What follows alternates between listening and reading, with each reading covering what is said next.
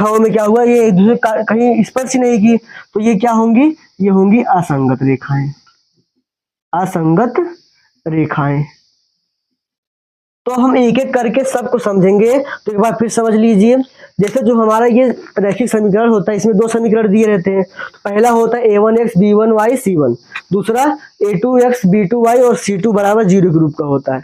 इसमें अगर हम इसमें से a1/a2 और b1/b2 c1/c2 देखें, तो जब a1/a2 ये b1/b2 के बराबर है, तो ये होती है प्रतिच्छेदी रेखाएं। और प्रतिच्छेदी रेखाओं में क्या होता है, अद्वितीय हल। क्या होता है अद्वितीय हल, मतलब इनका केवल एक एक हल होता है, यानी x और y का केवल एक हल होता है बस। अगर हम बात करें कि a1/a2 ये बराबर है b1/b2 के, मान लिए कि हाँ ये इस बार जो बराबर नहीं था, इस बार क्या है, बराबर है। अगर ये बराबर है तो इसमें दो कंडीशन बनेगी, या तो ये c1/c2 के बराबर होगा, या तो ये c1/c2 के बराबर नहीं होगा। जब ये c1/c2 के बराबर है तो ये क्या होती है, ये होती है संपाती रेखाएं।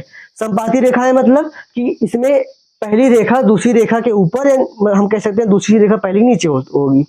फिर इसमें क्या होता है कि अपरिमित रूप से अनेक हल होते हैं। क्यों? क्योंकि ये जो x और y यानी कि जो पहली रेखा और दूसरी रेखा है, ये एक दूसरे को हर बिंदु पर काटेंगे। जहां भी हम देखेंगे वहां ये क्या कर रही हैं, एक दूसरे को काट रही हैं। और जहां ये एक दूसरे को काटती है वही क्या होता है, हमारा हल होता है। तो इसमें केवल एक बिंदु पर काटी थी, यहाँ हर बिंदु पर काट रही है, यानी इसलिए क्या होती है, इसके अपरिमित रूप से अनेक हल होते हैं। फिर अगर हम बात करें समांतर रेखाओं का, यानी इसमें ये समांतर रेखाएं कब होंगी, जब a1/a2 ये बराबर हो b1/b2 के, लेकिन ये c1/c2 के बराबर ना हो, तो ये क्या होती है, समांतर रेखाएं। और समांतर रेखाओं में कोई हल नहीं होता है।